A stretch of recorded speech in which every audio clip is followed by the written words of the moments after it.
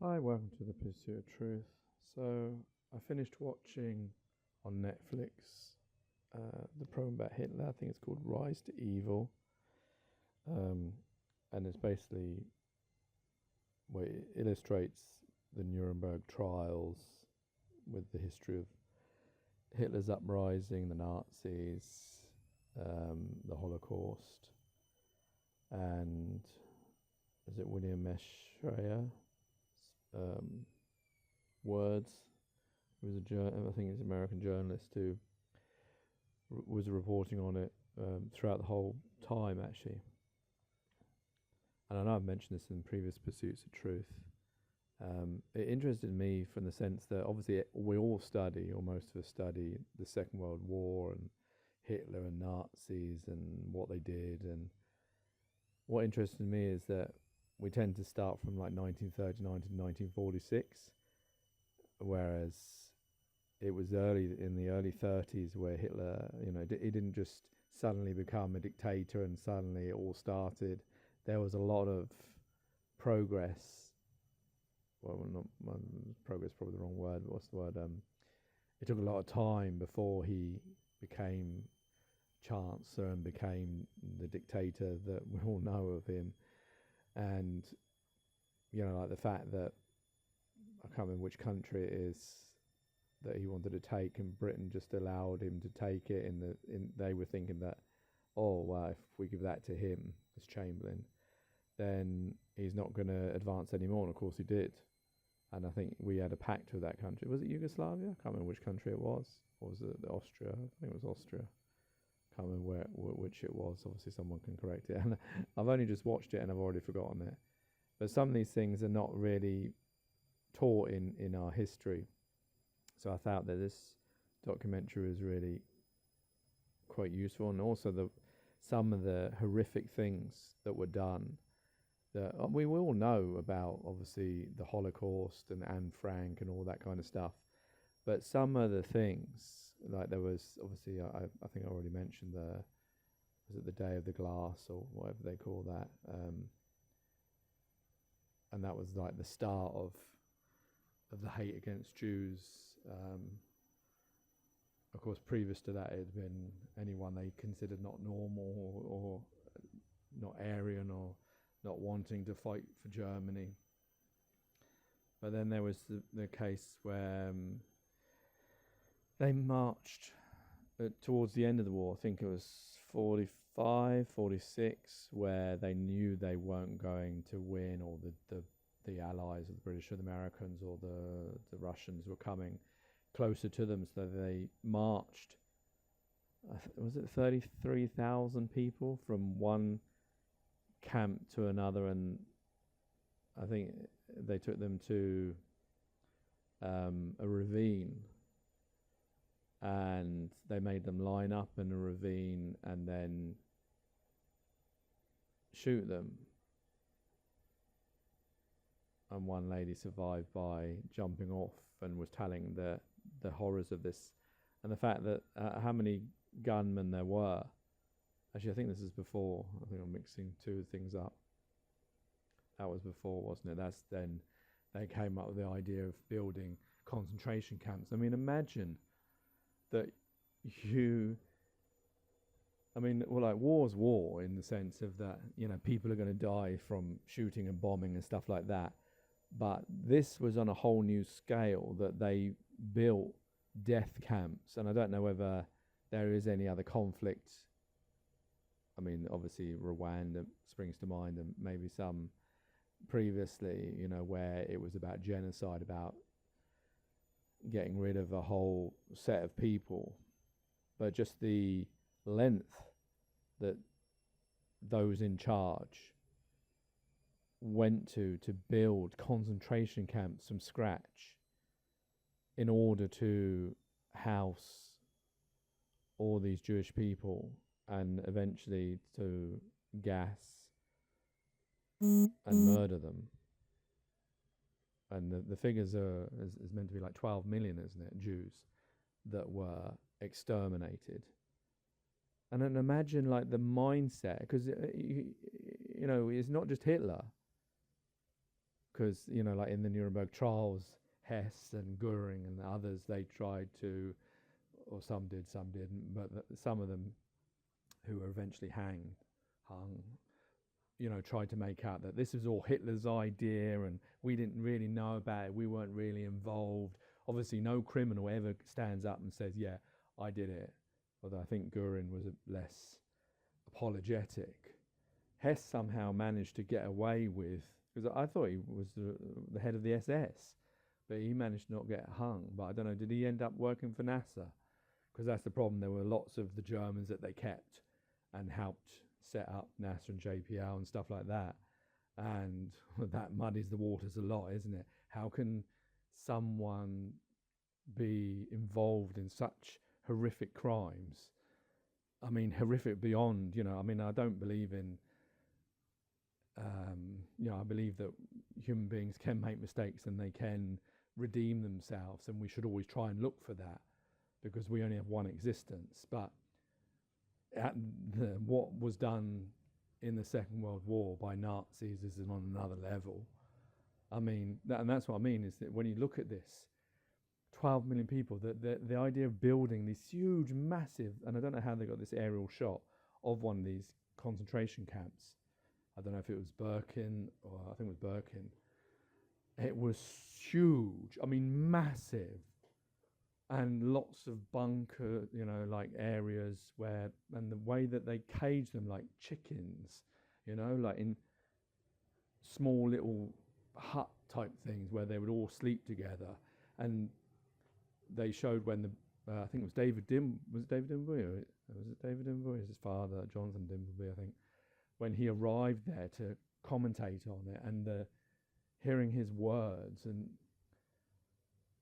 the bodies like strewn around and people living like that, you know, that they were living in a situation where they knew they were going to die. Imagine living like that. I mean, we look at what's going on in Gaza now, and that's horrific, you know, where bombs are dropping on innocent people and etc.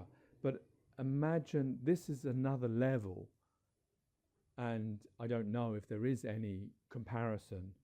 I don't know, in the 21st century. I'm sure there may well be, unfortunately, like maybe there were other crimes that were done, humans, in the way that people built these death camps.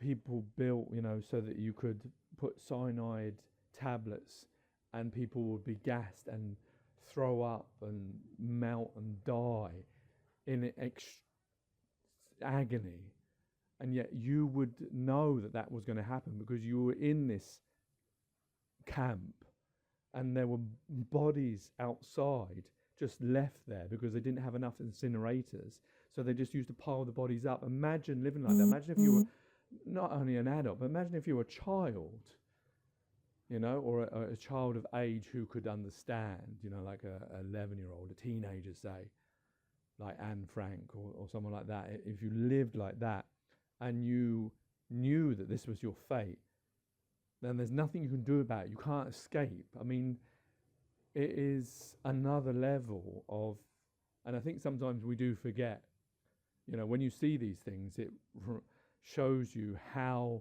horrific. And I don't think there is any series or any film that has actually really got to the depth of the depravity that a set of human beings. Now, I don't know, obviously they all point to Hitler, and I don't know, I mean, I haven't read Mein Kampf, but obviously we know Hitler had a problem with Jews and with people that weren't Aryan, etc. And I don't know whether, does it all stem from one man? Is it possible? Or is it that there were more than him, you know, that it was Goering or, you know, whoever else, Himmler? I don't know who was the architect of these things. Was it just, is it possible? Maybe it is the power of one man, like Mandela standing up for freedom in South Africa, or, you know, whoever else you may pick. Is it possible for one man's malevolence to infect a nation? I mean, that's scary in a way, but also shows the power of one man. Can one man, is it possible that if Hitler didn't come to power, that these things wouldn't have happened, that Himmler wouldn't have took control, or other people would have done the same things. We know there was anti-Semitism, there's always been, but in the 30s in Europe, and we feel that sort of coming back now. But is it possible that just, if he wasn't in charge, if he didn't become Chancellor, if, you know, that somebody else got the job, that the Second World War, Nazis, Holocaust, concentration camps would never have been? I mean, imagine that. Just one man, Hitler, somehow could stand and say his horrible things and infiltrate other people's minds who may have not ever done such a thing. You know, would Himmler or Frank or Goering or Hess or whoever, would they have been the men they would have been if they didn't accompany Hitler? Is it, you know, I mean, I know like a lot of them were saying that, you know, it wasn't me, it was Hitler that did it in the Nuremberg trials. And I guess in some ways I do get it, in the sense that it would have been very difficult to argue with Hitler. He wasn't the type of person who was just going to, he would have shot you. So I expect there were a lot of people in Germany, Nazis, SS, even citizens, who followed Hitler because they feared, because he wasn't the type of person who would just allow you to have freedom of expression, freedom of will. He was going around murdering gypsies and gays and Jews and Jehovah's Witnesses and all sorts. Anyone he felt that wasn't fitting into his image. But I don't know, it's just worrying that how one man can poison a river, as it were, of humans and cause them, you know, because it wasn't just, I mean, Hitler didn't run any of the concentration camps. Hitler didn't kill any of the 12 million of the Jews himself. Well, maybe he did, I don't know, but my understanding is he was in the bunker most of the time. Like most of all these world leaders and generals and presidents and etc. who launch wars or are involved in wars, they never get their hands covered in blood. But he managed to convince people to do that work, to kill Jews, children, women, innocent people that were just like me and you, because we're all human beings. He convinced people, the SS, the Nazis, the people who built the concentration camp, the people who ran it, the people who actually put the cyanide tablets in, the people who watched people as they died. He convinced so many people, thousands, maybe millions of people, to murder other human beings. 12 million. I mean, that's different from, like, obviously all world leaders have the ability to send people to go and fight wars, no matter whether you're good or bad, right or just or whatever. That is just part of patriotism and the setup. But this is different. You managed to get people to build concentration camps that were for killing people, and you watched them suffer and die, and thousands upon thousands upon thousands of Germans did this. And then, of course, once the war had finished and, you know, the Germany was rebuilt, the same people were still there. I don't know how many of them got killed, how many of them got justice, in the sense that, you know, those thousands of people, did they all, we know Goering and the big ones got caught. They probably never actually killed anyone. They just did the orders and made up the plans. The actual people that did it may have got away with it and had children and then had families, and yet then they started living all together happily with each other. Like now Germany is unified. It is dangerous how a few, maybe just one individual who has a charisma or power of converse or something different, that they can then just it's a worrying thought, especially in a world where now everyone talks about Putin and what he's doing with Ukraine, and whether we're going to relive that same 30s period again now, whether we will get to the Third World War there was talk about. Anyway, I know I've strayed a bit, but the documentary was really quite haunting and eye-opening. I mean, I've seen many World War films, many documentaries. I've been schooled on it at school. But I learned new things that I didn't know about the atrocities that were done against Jews by these Nazis, that, you know, just one incident of zone, like 30,000 people being talked to a ravine, or, you know, at the end when they made them march to other concentration camps, that in itself, those things are bad enough. But this is like a catalogue of these things, that, like, as was mentioned in the Nuremberg trials, and the video that was shown of what they did to them, the state they left these people in. 12 million. I mean, no wonder.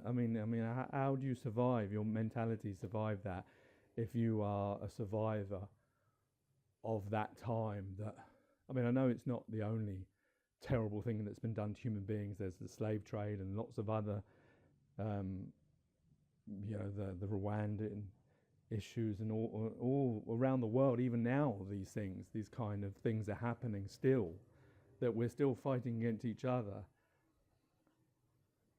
And yet, despite all this, and despite the never again and to remember so that we don't make the same mistakes, we're still living in that, and we're still living in the same system that allows that to take place.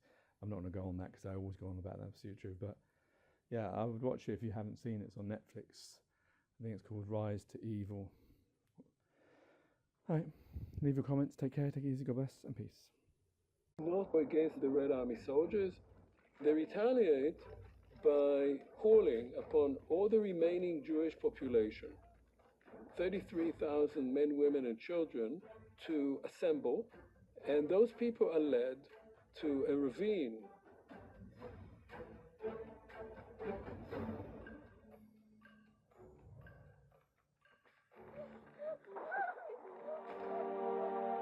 Мы нас повели. Я сообразила, I realized I was что in здесь danger of being shot. грозит расстрелом. А может Perhaps быть, they might even kill не me on дойду the еще до spot. расстрела, убьют. И I прошла was палочный beaten with бой. batons. Меня тоже били, I как was не beaten всех. like everyone else. Но я But I прошла kept my гордо. dignity. Я не I didn't упала. fall down. Нас They выставили lined на us up очень along a very маленьком narrow мостике, ledge, в котором where едва one could можно было barely удержаться. Я I только just saw видела, that что all the всех people were lined встраивали up in a single file. почти в одну шеренгу.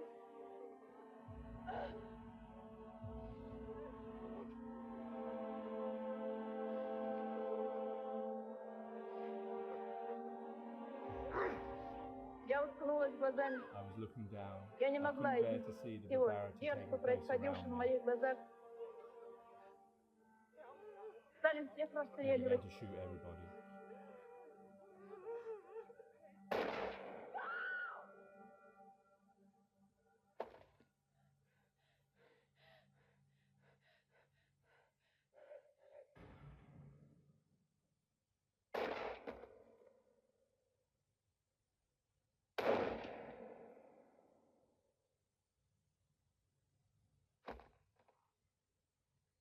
Открыла I глаза, closed my eyes, сжала clenched кулаки, my fists, напрягла tensed все all my мускулы и muscles and бросилась jumped. вниз до выстрела. Но я I упала на landed on the трупы, corpses. I благополучно, wasn't shot. не расстрелянная. In the end, over 30,000 human beings lie dead in the ravines of Babin Yar. It's horror beyond our imaginations. Через некоторое время, After a while, the когда shooting стрельба stopped. умолкла, я услыхала, что I heard the немцы Germans coming спускаются down вниз into the ravine яр и to finish расстреливают off those всех, who were still кто moaning. мстит. Я лежала I тихо, remained very still. не шевелясь. Я I набрала inhaled воздух, as much as I could and собралась gathered all my последними strength силами и and выбралась dug из-под myself земли. out. Imagine. Nuremberg trial, 3rd January 1946. I wish to call as a witness for the John prosecution Hardenheimer. Mr. Otto Ollendorf. Otto Ollendorf. Otto Ohlendorf was the leader of Einsatzgruppe Group D, and typical of many who had risen to eminence in Himmler's SS, a university graduate with a doctorate in jurisprudence, an intellectual, a brilliant economist. He had served most of the war overseeing surveillance for the Reich Security Main Office. But for 1 year, he had taken on an assignment away from the capital. Do you know how many persons were liquidated by Einsatzgruppe D under your direction? Vom Juli 1941 to June Juni 1942 sind von den Einsatzkommandos etwa 90.000 als liquidiert gemeldet worden. Did that include men, women, and children? Jawohl. Yes. Did you personally supervise mass execution of these individuals? Ich habe bin bei zwei Massenhinrichtungen inspektionsweise dabei gewesen. Also nicht der А сколько категорий вы относили детей? Мотивом истребляли детей. Es war ja der Befehl, dass die jüdische Bevölkerung total auszurotten wird. Только ли детей евреев уничтожали? Jawohl. Yes. Jawohl. Yes.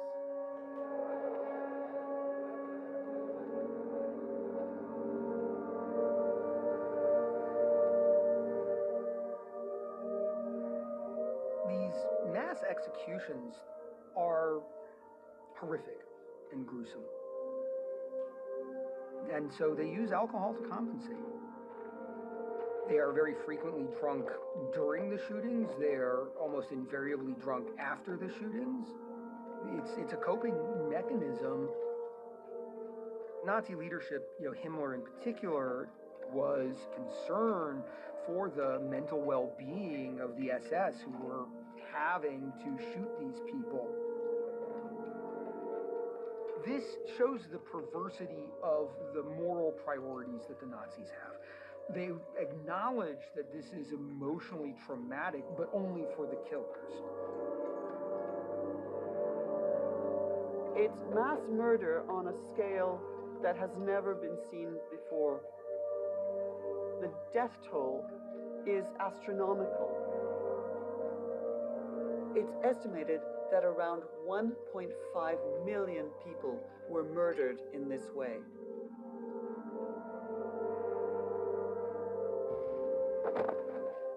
Heinrich Himmler, once in the field, was shown an execution of 100 Jews. Supposedly, Himmler turns green because some brains splattered onto his uniform. And after this is over, he feels very sick. He then goes to talk to the Einsatzgruppen that have put on this demonstration for him. He's told, look, you see, it's only 100 people who've been killed, and look at how difficult it is. This is one of the things that drives the Germans to shift from executions of Jews by way of shooting them, and they start looking for more efficient ways of carrying out mass murder.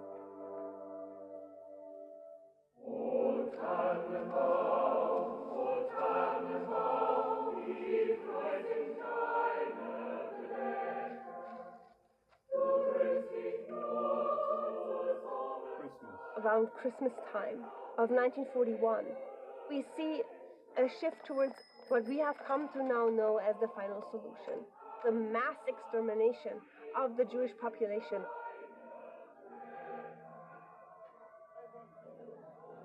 Hitler's leadership style really played into the way in which he set a direction for the Holocaust. He always wanted to avoid having documented orders from him that could be traced back in the event that some policy decision became unpopular. He basically gave verbal orders, met with people, talked, and didn't leave a written trail that would be there for historians to follow. However, we know that the whole genocidal machine would not have gone in the direction that it went without Hitler.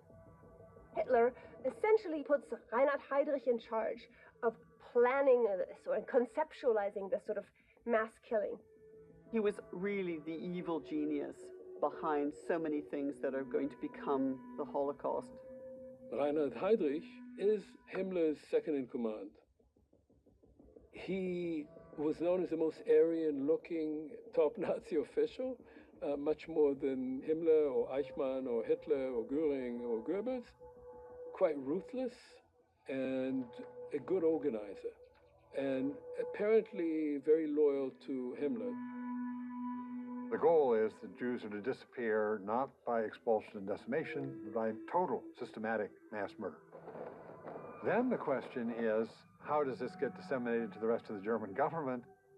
That's the purpose of the Wannsee Conference. Wannsee, Berlin, 20th January 1942.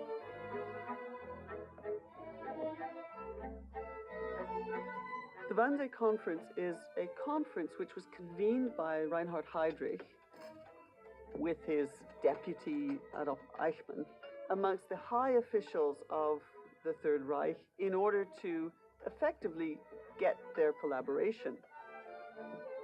The Wannsee Villa is a beautiful villa on this lovely shore of the Lake of Wannsee in Berlin.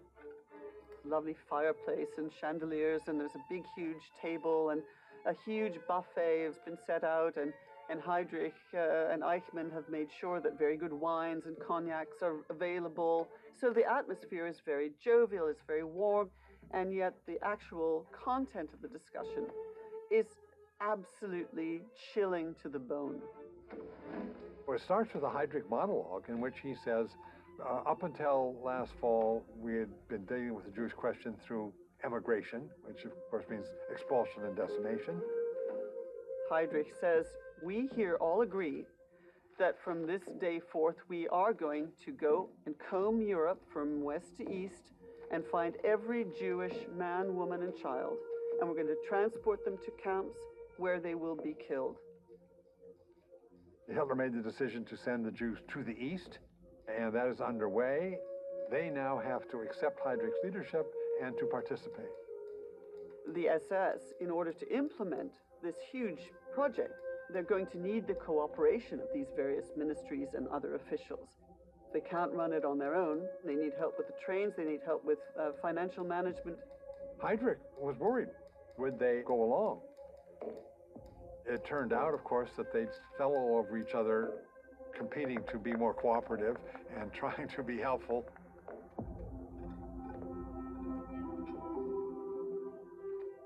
So having discussed murdering 11 million Jews in Europe, they then get up from the table and go to serve themselves at the buffet. Heydrich was so pleased that he did something he'd never done before with Eichmann. He sat down and had cognac and a cigar. They celebrated because everybody had fallen into line enthusiastically.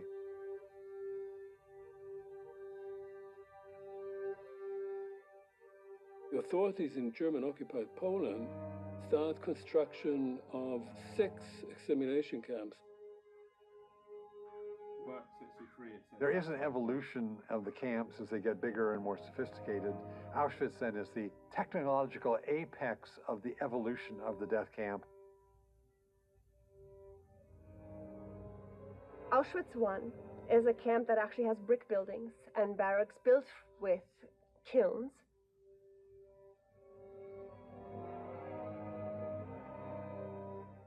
Auschwitz-Birkenau is sited about 3 kilometers from the original camp complex, and that is a massive territory where rudimentally erected barracks.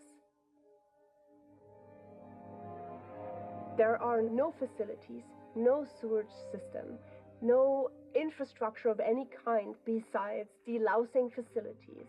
And later on, crematoria are being built in order to serve as a killing center for Jews deported from all over Europe. From the moment you got there, all morality that you thought you understood in the world was turned on its head. The conditions are unspeakable. People are crammed into barracks that have no ventilation, no heating. In the summer, it's exceedingly hot and sticky, with people sleeping often in their own excrement.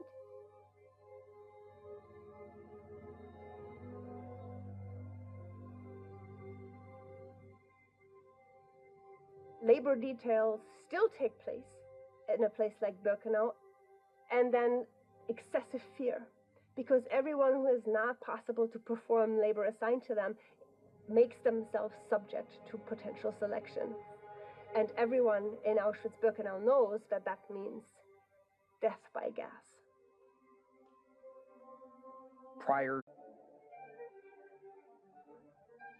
By the later stages of the war, the concentration camps were increasingly in the path of the encroaching Allies. Therefore, they were evacuated by the Germans. They said, we have to go because the Russians are close here. So they didn't want us to be liberated by the Russians. The SS gathered the inmates together and marched them away from the fighting. Then we walked for 6 weeks. We didn't quite know what was happening. We didn't know where we were going.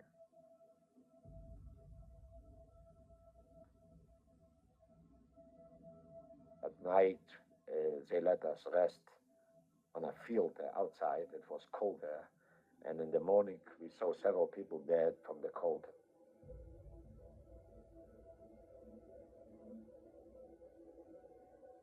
We started to march in snow up to the knees, and the soldiers and the German shepherds were on the side and behind us, and they said if somebody cannot keep up with marching, they are going to be shot here in the gutter. Hundreds of people were shot in the gutter.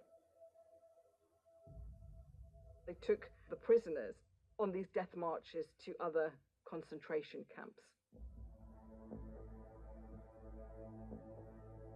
One of the camps which was used as one of these collecting centers was Belsen or Bergen-Belsen in northern Germany. Once we walked into that camp, we saw bodies and bodies piled up. We figured, this is it. If we are not going to get liberated right away, we are going to end up just like that. And we didn't have no food. We didn't have food for 6 weeks, nothing. As time went on, corpses were piling up faster than they could be burned, so that every morning you would look out and there would be this huge pile of corpses. It's just to die, the place, nothing. That was the purpose, but not with killing, just slowly to die. And in this situation, the British Army arrived. Such was the speed of the Allied advance that the guards were taken before they had time to flee. Liberated prisoners could not control their emotions. The commandant, he stands up, he took one of those loudspeakers and asked, "We are from the British Army. We came in to liberate you, and you are free." That word, "you are free," you know, this was something like we get a new life in it. You know, we could see those people, we thought they dead. We could see a smile on their faces when they had that word free. The famous British reporter, Richard Dimbleby, was on the scene and described exactly what he saw. I find it hard to describe adequately the horrible things that I've seen and heard. But here, unadorned, are the facts. It was one of the first occasions in which the true horror of Nazism became apparent to the world. I passed through the barrier and found myself in the world of a nightmare. Dead bodies, some of them in decay, lay strewn about the road and along the rutted tracks. The dead and the dying lay close together. They were crawling with lice and smeared with filth. One woman, distraught to the point of madness, flung herself at a British soldier. She begged him to give her some milk for the tiny baby she held in her arms. And when the soldier opened the bundle of rags to look at the child, he found it had been dead for days. The knowledge and the information about the camp system has already been made public, but it's one thing to know about it on paper and to perhaps think it's wartime propaganda, or to actually understand, no, this was an integral part of the Nazi system of violence. The things in this camp are beyond describing. When you actually see them for yourselves, you know what you're fighting for here. Pictured in the paper, cannot describe it at all. Pit full of dead bodies. The revelations burst upon me like a thunderbolt and left me numb for several days. My mind, my imagination, unable to cope with their enormity. It had been too horrendous for ordinary mortals to grasp. I myself had been skeptical, despite all my years in Nazi Germany. As bad as my grandfather knew this regime was, it was far worse than he knew. He beat himself up somewhat about having not done enough. Looking back, I have to admit a terrible failure on my part. I should have done much more than I did to get the facts of this terrible genocide and then report it.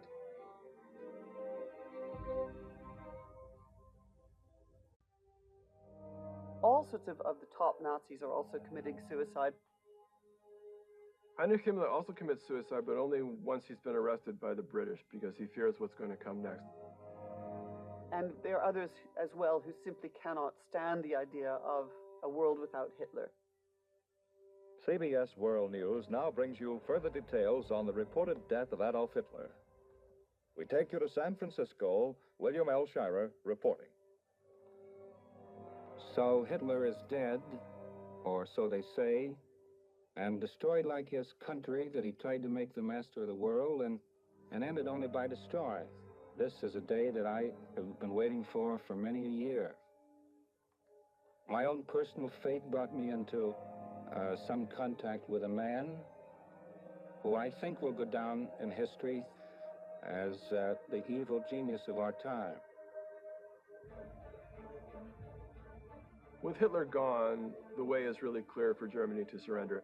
In a brief talk following the historic ceremony, General Jodl says, in part, with this signature, the German people and the German armed forces are, for better or worse, delivered into the victor's hands. In this hour, I can only express hope that the victor will treat them with generosity. This marks the end of the war in Europe, and Europe erupts in celebration.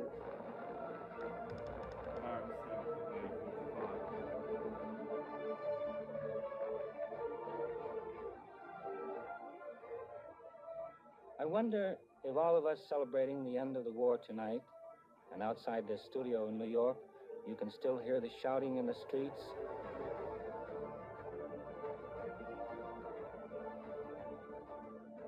I wonder if we've forgotten, or will soon forget, how hopeless the battle seemed for so long to our side.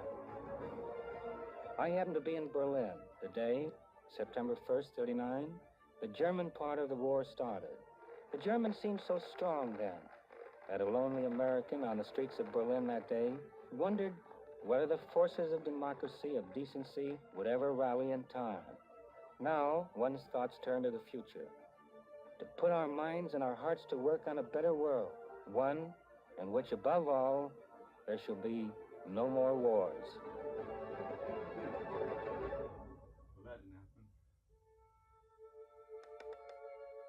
Reichstag building, Berlin 45. Europe is in absolute ruins. The estimate is that 60 million people were killed in the Second World War, and the great majority of them were civilians. But for those who are living, even trying to find food, find shelter, is an enormous task. In shattered Europe, the face of victory looks very like the face of defeat. At the same time, punishing Nazi perpetrators was one of their highest priorities. Rudolf Hess, third-ranking Nazi before his spectacular flight to Britain, is held for trial. Field Marshal Hermann Goering loses his sidearms and all his arrogance when captured by the American army. Thousands of suspected war criminals escaped Germany. Many were found after months and months of intensive search.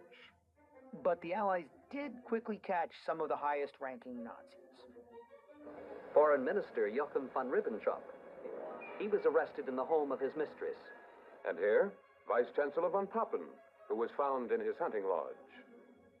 Some of the key Nazi leaders then who are brought in and put on trial are people like Hermann Goering, Rudolf Hess, Hans Frank, Johann von Ribbentrop, Albert Speer, Alfred Rosenberg, and other Nazi leaders. And so, 1945 becomes the year not only of the Nazis' military defeat, but of their public trial.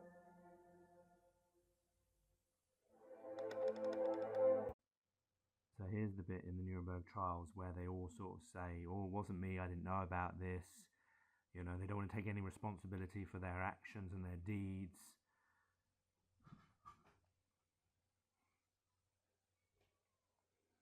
Über das deutsche Volk gebracht. Albert Speer tries to portray himself as effectively an innocent victim of Hitler's charisma. The German people will despise and condemn Hitler as the author of its misfortune. Joachim von Ribbentrop, who's Hitler's foreign minister, uses the opportunity to challenge the legitimacy of the tribunal.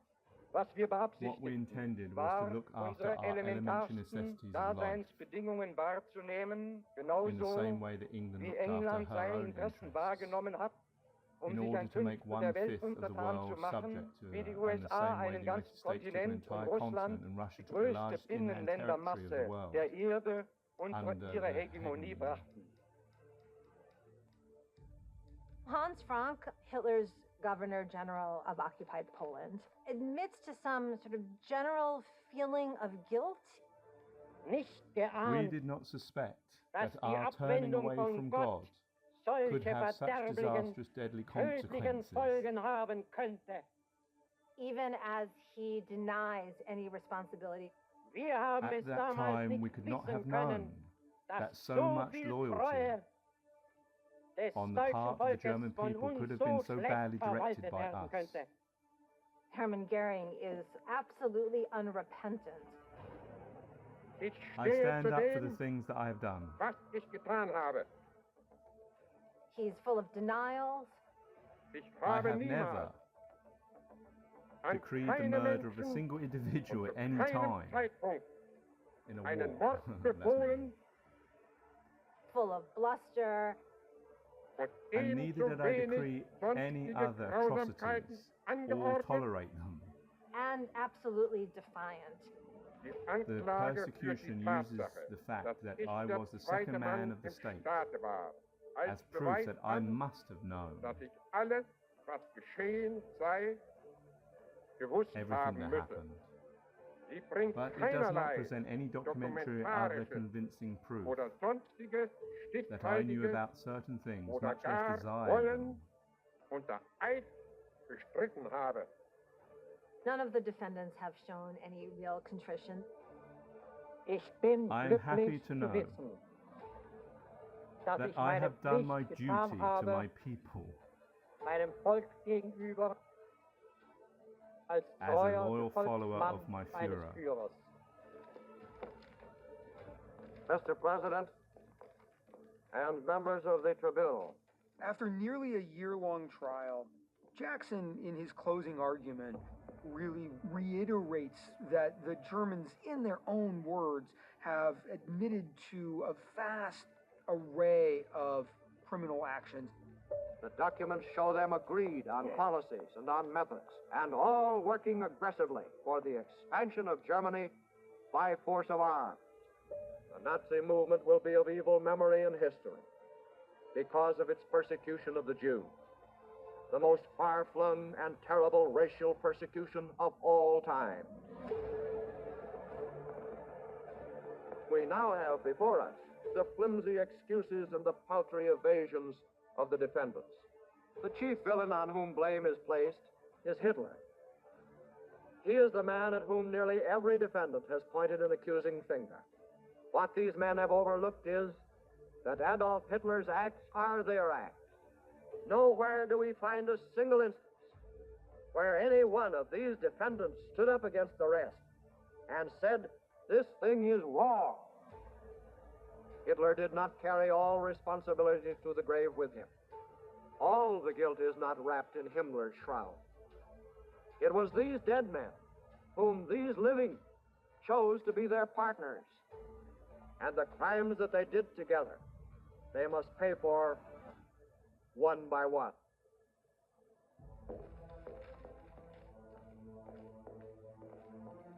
After the closings, the tribunal will break for about a month, where the judges will deliberate on the judgment and the verdicts. God knows that as one of the few persons at Nuremberg who had seen Hitler and his henchmen in Berlin deliberately start the war, I felt that it was a crime and that the perpetrators should be held responsible. But this was, I realized, an emotional reaction. Justice had to be more than that. 10 months, the International Military Tribunal sat. It carefully studied the countless evidence. It attentively listened to the numerous witnesses. And after mature deliberation, the judges pronounced their verdict. The tribunal finds that von Papen is not guilty under this indictment. 3 of the defendants were in fact acquitted. Schott is not guilty on this indictment. Which does say something about the legitimacy of the exercise. Defendant Albert Speer. The Western judges are somewhat sympathetic to Speer. It must be recognized that he was one of the few men who had the courage to tell Hitler that the war was lost at considerable personal risk. He ends up with a 20-year prison sentence instead of death by hanging. Никто лучше, чем Гесс, не знал, насколько непоколебима была решимость Гитлера осуществить свои цели. Rudolf Hess, he's found guilty on some of the charges. On the counts of the indictment on which you have been convicted, the tribunal sentences you to imprisonment for life. Altogether, there were 22 defendants, 21 in the courtroom, with one of the defendants tried in absentia. And of the defendants, 19 are convicted. Ribbentrop's defense is that Hitler made all the important decisions. The tribunal does not consider this explanation to be true.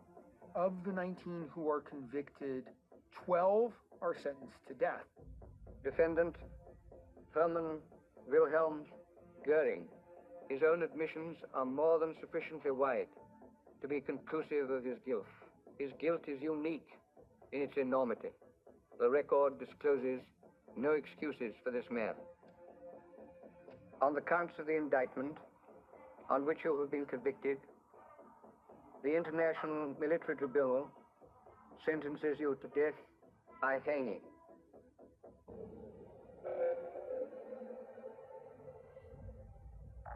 So ended the labors of the Tribunal of the Nation, the Tribunal of History. The sword of justice descended on the heads of the warmongers.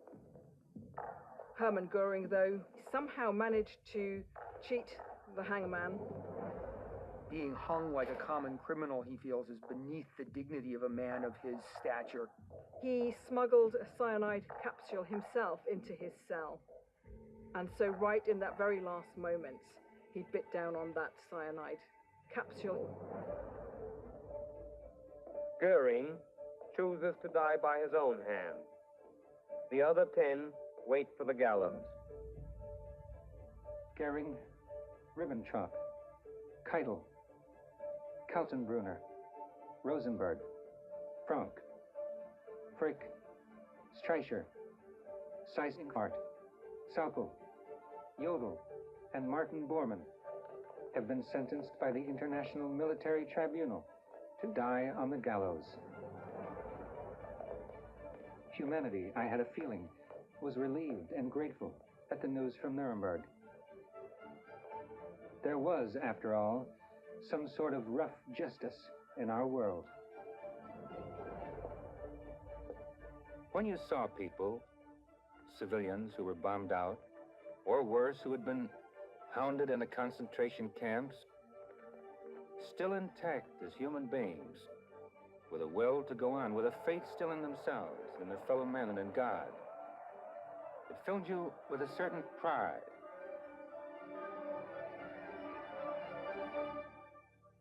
From 1946-49, the United States held 12 additional war crime trials in Nuremberg. The court indicated 185 officials, convicted 142 of them, and sentenced 26 to death.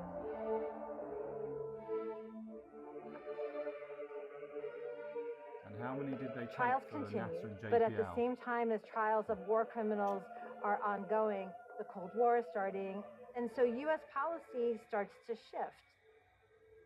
Nazis who were useful, either in science or technology, were invited to come to the U.S. because their usefulness was more important than this sort of moral reckoning. And so all kinds of people who had taken part in this murderous regime were never punished. That's the world we live in. When you write history, you let the reader draw the conclusions. But I must say that I couldn't help but thinking of conditions in our own country. The divisions, the tremendous intolerance of people for each other.